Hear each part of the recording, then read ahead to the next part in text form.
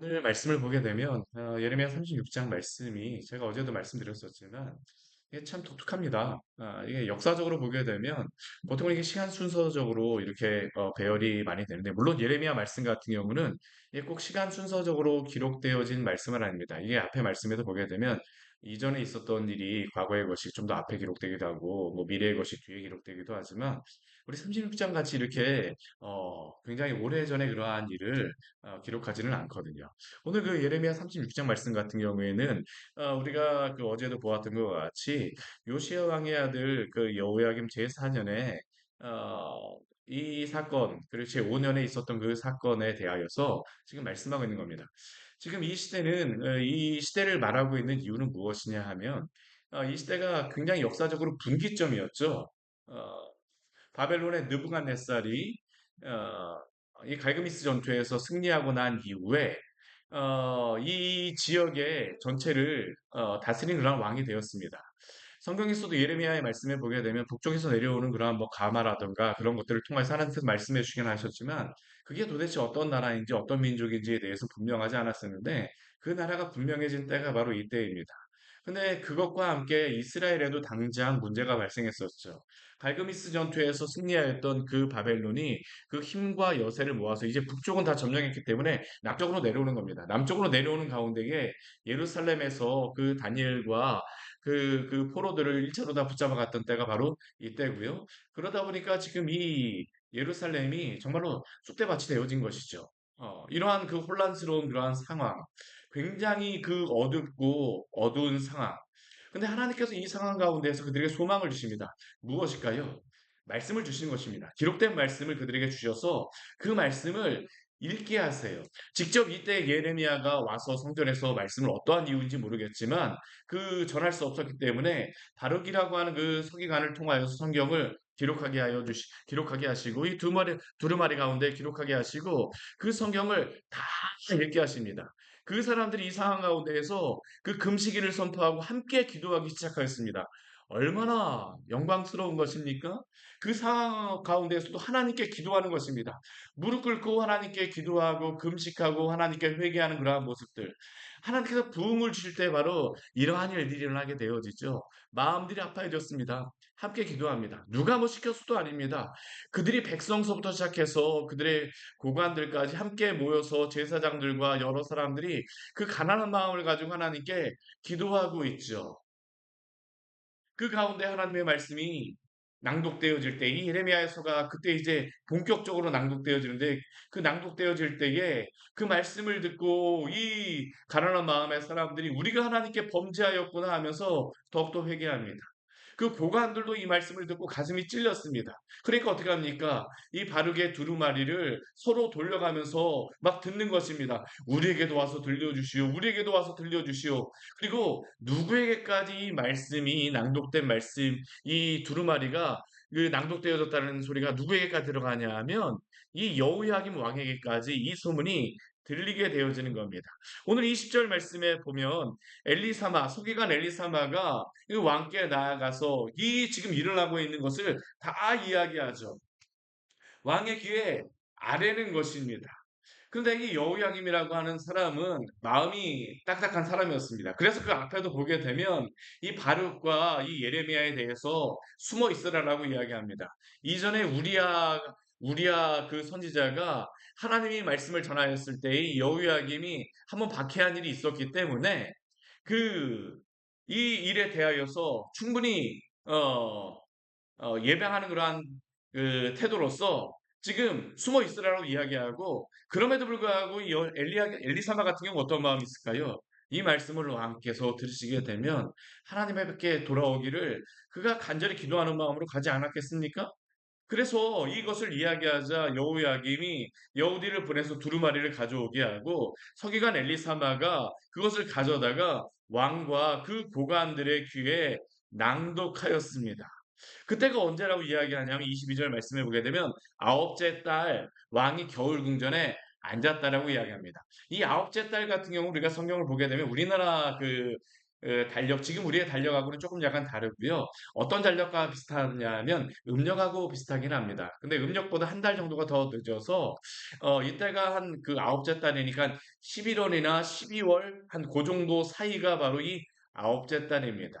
근데 이스라엘의 이때도 예루살렘에 올라가게 되면 춥습니다. 우리나라보다는 훨씬 더 남쪽에 있기 때문에 그래도 아주 그 뭐 추운 날씨는 아니지만 이 지역 같은 경우는 겨울에 오히려 비가 왔어요. 으스스한데 이게 비가 오다 보니까 날씨가 추워서 이 사람이 지금 이 여호야김이 겨울 궁전에 있으면서 그 앞에는 불피운 화로가 있었죠. 그리고 이 앞에서 이 여우디가 이 말씀을 낭독하는 것입니다. 두루마리이기 때문에 어떠한 상이냐, 어떠한 거냐면 이 두루마리가 뭐 양피지, 뭐 양피지로 된 것은 아니고, 양의 가죽에다 쓴 것보다는 파피루스에 기록되어진 것인데, 이 파피루스 같은 경우는 이렇게 두루마리로도 되어 있거든요. 이 한쪽에서 읽게 되면 한쪽에서는 이 접는 식입니다. 이게 이렇게 넓혀갖고 볼 수가 없기 때문에 한쪽에서 이렇게 쭉 읽고 나서 다시 이쪽을 접어가고 쭉 읽고 나서 접어가고 이게 바로 이 시대의 글을 읽는 그러한 방식이었었는데요. 지금 이 여우디가 선호 쪽을 이렇게 쭉 읽고 난 다음에 그 여호야김이 이 말씀을 듣고 감동을 듣는 것이 감동이 되어져서 회개하며 나아가는 것이 아니라 오늘 말씀을 보십시오. 어떻게 하냐? 선호 쪽을 읽으면 읽은 쪽에 대해서 자릅니다. 그리고 그것을 가져다 어떻습니까? 불에 태워서 그것을 그 두루마리를 불태우기 시작하죠. 이 상황이 얼마나 참혹한 상황이라는 거 보십시오. 그냥 두루마리를 한꺼번에 태우는 것도 아닙니다. 조금 듣고 나면 그 말씀을 쫙 잘라내는 겁니다. 내 마음에 안 든다입니다. 왜 지금 여호야김이 이렇게 이 두루마리를 자르고 있을까요? 이 두루마리에는 어떠한 말씀이 들어있는 거냐면 너희들이 하나님 앞에 회개하고 돌아오라. 너희의 죄가 무엇인가? 너희가 회개하고 돌아오지 않게 되면 하나님이 이렇게 징계하시겠다. 그렇다면 이 여호야긴 같은 이 말씀을 들으면 어떻게 합니까? 그 마음을 찢고 그 옷을 찢고 하나님 앞에 나와야 됩니다. 근데 오늘 이 여호야긴 같은 경우는 그 말씀을 듣고 자신의 옷을 찢는 것이 아니라 성경을 찢고 있습니다. 그리고 그것을 불태우기 시작하는 것이 조금 읽게 되면 이거 내 마음에 안 들어. 불태우죠. 조금 읽고 나서 내 마음에 안 들면 또 불태웁니다. 내 마음에 또 안 들게 되면 또 불태웁니다. 결국엔 어떻게 됐을까요? 이 모든 성경을 다 불태웠다라고 우리에게 말씀하고 있습니다. 이게 얼마나 처참한 상황입니까? 조금 읽고 불태우고 한 번에 하는 것도 아니라 읽으면서 불태우고 읽으면서 불태우고 잘라서 불태우고 이것은 우리에게 중요한 한 가지의 원리를 이야기하죠. 우리가 하나님의 말씀 앞에 우리의 마음을 찢고 우리가 회개하며 나아가지 않는다고 하게 되면 오히려 그 대적하는 마음이 주의 말씀에 대하여서 오히려 대적한 것을 삼켜버리는 그러한 일들이 있을 수 있다라는 것입니다. 오늘 이게 바로 여호야김에게 있었던 일이죠. 그가 그의 옷을 찢고 그가 죄를 뒤집어 쓰지 않자. 이 시대에는 회개하는 그러한 모습이 그 겉으로 드러나는 모습이 두 가지입니다. 보통 자신의 옷을 찢죠. 우리 욥기 같은 경우에도 그 회개하거나 뭐 그 여러 성경에도 보게 되면 회개한다고 했을 때 죄를 뒤집었습니다. 근데 오늘 말씀은 어떻게 하냐면 이 성경 말씀에 따라서 하나님의 말씀에 그가 자신의 마음을 찢고 회개하며 나아가지 않았을 때에 오히려 성경을 찢고 그 성경을 죄로 만들어 버린다라는 겁니다. 이게 얼마나 처참한 환경입니까? 오늘 이 말씀을 통해서 오늘 이 시대의 그러한 사람들의 모습을 볼 수 있죠. 아무리 많은 것을 배우고 아무리 많은 학식이 있다 할지라도 아무리 높은 위치에 있다 할지라도 그가 하나님의 말씀을 들었더라고 저절로 회개하고 주 앞에 나온 것은 아닙니다. 오늘 우리에게 또 말씀하시는 것입니다. 너가 그 상황 가운데에서 회개하고 나오라. 그 마음 가운데에서 그 심령이 가난한 자로서 나오라고 오늘도 우리에게 말씀하시는 것이 아니겠습니까? 만약 이것이 반대로 되어진다라면 오늘 여호야김과 같은 이러한 일이 발생할 수 있다라고 우리에게 경고하고 말씀하시는 것입니다. 사단이 하는 일은 무엇일까요? 바로 이러한 일들 하는 겁니다. 하나님의 말씀을 들을 때에 마음을 딱딱하게 줬어. 우리 그 네 밭의 말씀을 보았을 때 첫 번째 그러한 모습이 무엇입니까? 길가밭이잖아요. 그렇죠. 말씀이 들어가질 않습니다. 그러니까 사단이 와서 그것을 톡톡톡톡톡 채워 가버리게 되어지는 것이죠. 오늘 여호야김에게 있었던 일이 바로 이것입니다. 사랑하는 성도 여러분, 이 시대의 혼탁한 시기, 하나님의 말씀을 우리가 들을 때에 부드러운 마음으로 이 말씀을 들으시기를 축원합니다. 정말 우리가 이 마음을 가지는 것이 가장 중요합니다. 부흥의 첫 번째 시작은 우리의 마음이 부드러워지는 것이에요. 부드러워지는 것입니다. 이 주변의 사람들이 우리 옆에 와서 그 두려워하면서 이것을 불사르지 말도록 아뢰어도 왕은 듣지 않았다라고 말하고 있죠. 또한 26절 말씀에서는 심지어 어떻게까지 하냐면 서기관 바룩과 선지자 예레미야를 붙잡으라고 이야기합니다. 이때 붙잡히게 되면 어떡할까요? 죽임을 당할 수 있는 겁니다. 근데 우리 26절 뒤에 말씀해 보게 되면 여호와께서 그들을 숨기셨더라라고 말씀하고 있습니다. 이것이 무엇을 의미하는 것입니까? 아무리 여호야김이 하나님의 말씀을 대적하고 하나님의 말씀에 대해서 이렇게 불태우고 잘라버린다 할지라도 결코 하나님의 말씀을 막을 수 없다라고 하는 사실을 또한 우리에게 이 원리를 우리에게 말씀하고 있죠. 기독교 2000년 역사상 성경의 이 역사 가운데 이렇게 하나님의 말씀을 대적하였던 일들이 얼마나 많습니까? 우리 종교개혁 시대 이전에는 사람들이 설교 말씀도 제대로 듣지 못하였습니다. 성경을 그 각자의 언어로 번역하는 것을 반대하여서 듣지도 못하게 하였어요. 우리 천주교에서는 하나님의 말씀을 듣는 것이 오히려 그들의 신앙을 벗어나게 하는 것이라고 해서 성경을 아예 번역하는 사람들을 향하여서 아예 박해를 하기도 하였습니다. 근데 하나님께서 어떻게 하십니까? 그것을 막으십니다. 왜냐하면 하나님의 말씀은 아무리 대적하고 한다 할지라도 그 말씀이 반드시 그 능력이 있고 하나님의 말씀이기 때문에 그 말씀에 능력이 있어서 또한 하나님께서 그 말씀을 듣게 하시는 것입니다. 왜냐하면 그것이 바로 하나님의 말씀이기 때문인 줄 믿으시기를 바랍니다. 오늘 뒤에 우리 27절 말씀을 한번 보십시오. 이 여호야김이 두루마리를 불태웠음에도 불구하고 하나님의 이 두루마리를 불태운 후에 여호와의 말씀이 예레미야에게 임하였다라고 말씀하고 있습니다. 하나님이 그 예레미야에게 무엇이라고 말씀하실까요? 우리 28절 말씀 같이 한번 읽어보도록 하겠습니다. 너는 다시 다른 두루마리를 가지고 유다의 여호야김 왕이 불살은 첫 두루마리의 모든 말을 기록하고 맨.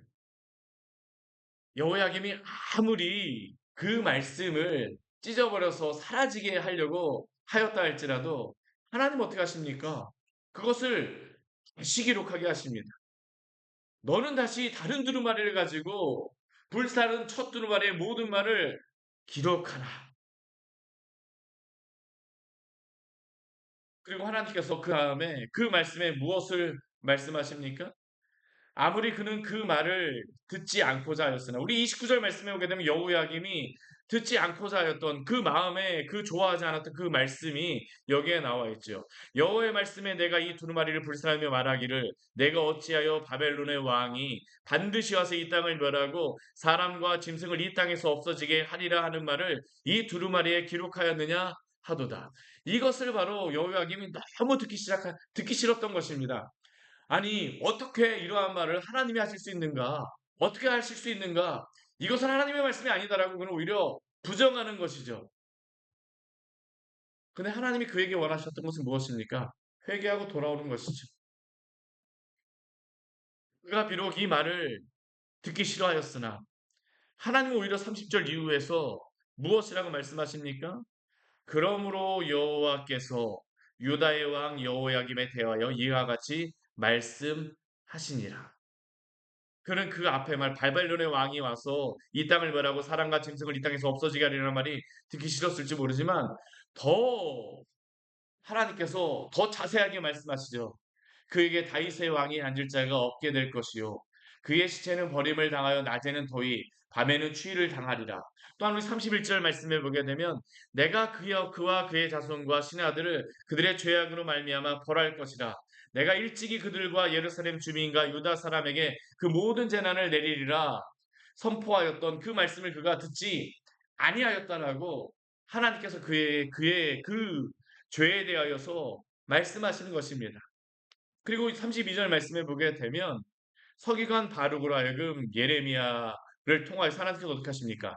불사는 책의 모든 말에 더하여서 그 외에도 그 같은 말을 더하여서 하나님께서 기록하게 하셨습니다. 그렇다면 왜 하나님께서 이 36장의 말씀을 이 시드기야 시대의 이 역사 가운데에 다시 한번 이 말씀을 중간에 말씀하실까요?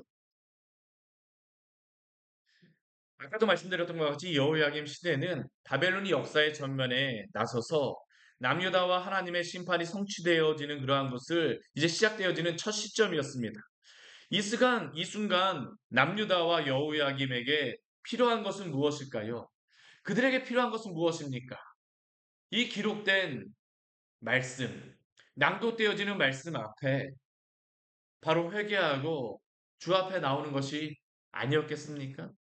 바로 이 순간이 어찌 보면 이스라엘에게는 그들이 돌이킬 수 있고 피해를 최소화할 수 있는 하나님께 돌아올 수 있는 최고의 시점이 바로 이 시점이었다라는 것입니다. 백성들의 마음도 가난해져서 하나님을 찾게 되었습니다. 모든 사람들의 마음이 가난해졌습니다. 여기서 만약 여호야김만 그 마음이 하나님 앞에 돌아와서 제가 하나님 앞에 회개하였습니다. 우리가 바로 당신 앞에 죄인입니다 하고 회개하고 돌아오게 한다면 하나님이 얼마나 기뻐하셨을까요? 앞에서도 우리 36장 앞에 말씀에서도 보았던 것과 같이 하나님이 그들을 심판하시려고 이 말씀을 주시는 것이 아닙니다. 하나님이 그들에게 이 말씀을 주신 것은 무엇이었습니까?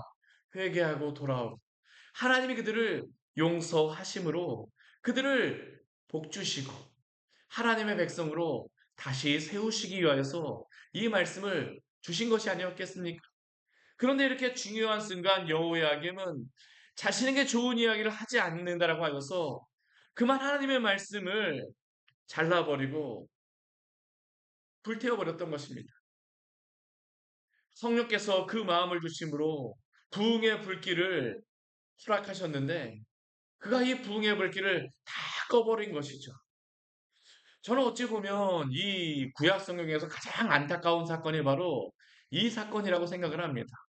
므낫세의 이 죄악도 굉장히 안타까운 사건이지만 예레미야의 36장을 이 시드기야의 역사 가운데 이렇게 말씀하시는 것은 정말로 안타까운 이 역사의 사건을 우리에게 보라고 말씀하시고 또한 우리에게 돌아오라고 말씀하시는 것이 아니겠습니까? 사랑하는 성도 여러분, 하나님께서 우리에게 회개하는 마음을 주셨을 때에 회개하고 주께 나오시기를 바랍니다. 우리의 영혼을 살리시기 위한 하나님의 마음을 발견하십시오. 이것이 가장 행복한 삶입니다. 주 안에서 소망과 평안이 있습니다. 그런 하나님의 은혜는 무엇일까요? 사실 인간의 마음은 쉽게 회개하기가 쉽지 않아요. 정말 압니다. 더 이러한 고난을 당하고 그러한 상황이 있게 되면 하나님의 말씀, 회개하라고 하는 말씀이 회개의 말씀으로 들리기보다는 공격하는 말씀으로 들리기도 하지. 이게 바로 인간의 마음입니다. 근데 하나님께서는 이러한 우리의 그러한 모든 죄를 다 아시고 우리가 회개하지 못하는 이 모든 죄악들도 아시고 우리의 연약함을 아시고 우리의 이 모든 죄를 담당하시기 위하여서 우리 주 예수 그리스도를 이 땅에 보내신 줄 믿으시기를 바랍니다. 우리의 마음을 부드럽게 할 수 있는 방법은 무엇일까요? 이러한 우리의 참혹한 죄를 위하여서 우리의 죄를 담당하신 주 예수 그리스도의 그 사랑을 알고 우리가 그 사랑 앞에 서게 되어질 때에 우리가 바로 우리의 딱딱한 마음이 부드러워지는 것 아니겠습니까? 우리가 돌아가야 될 것은 바로 하나님의 그 사랑입니다. 하나님께서 자신의 그 사랑을 예수 그리스도를 통하여 보여주심으로 말미암아 우리에게 당신의 그 사랑을 확증하여 준 줄 믿으시기를 바랍니다. 이 사랑이 우리로 하여금 살게 합니다. 주여 우리로 하여금 이 가난한 마음을 주시고 주께로 돌아오게 하여 주시옵소서. 같이 기도하도록 하겠습니다.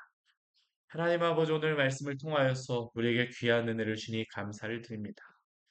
이 여호야김 왕의 이 죄악된 모습을 보지만 사실 우리도 별반 다르지 않음을 주 앞에 고백합니다. 우리가 정말로 하나님께서 우리에게 여러 가지 상황 가운데서 회개할 것을 말씀하심에도 불구하고 우리의 마음이 때때로 더 딱딱해져서 하나님 앞에 돌아오지 못하고 그 말씀을 대적하고자 할 때도 있음을 당신 앞에 고백합니다. 오 주님 그러한 때마다 성령께서 우리의 마음을 부드럽게 하여 주시고 우리로 하여금 우리 주 예수 그리스도의 십자가를 바라보게 하여 주시옵소서. 이러한 이스라엘의 죄악에도 불구하고 하나밖에 없는 당신의 아들 예수 그리스도를 이 땅에 보내심으로 당신의 사랑을 확증하여 주신 하나님의 그 사랑을 포기하여 주시고 하나님이 이 말씀을 주시는 것은 심판하시기 위함이 아니라 회개하고 돌아오게 하시기 위함임을 우리로 하여금 알게 하여 주시고 우리가 주 예수 그리스도의 그 십자가의 은혜에 감격함으로 참되게 이 시대 가운데 주 앞에 회개하며 돌아오는 일들이 있게 하여 주시옵소서. 이러한 부흥을 하나님 아버지 우리 광야의 샘교에 허락하여 주시고 또한 이 수원 지역에 허락하여 주시고 광교에 허락하여 주시고 이 대한민국 모든 교회 또 하나님 아버지 백성들에게 허락하여 주셔서 정말로 우리가 우리의 딱딱한 마음 그대로 서 있는 것이 아니라 부드러운 마음으로 우리가 바로 주님 앞에 범죄한 자들입니다. 우리를 용서하여 주시옵소서라고 회개하는 그 은혜를 허락하여 주시옵소서. 예수님 이름으로 기도드립니다. 아멘. 오늘 말씀 같이 기억하시면서 기도하며 나가도록 하겠습니다.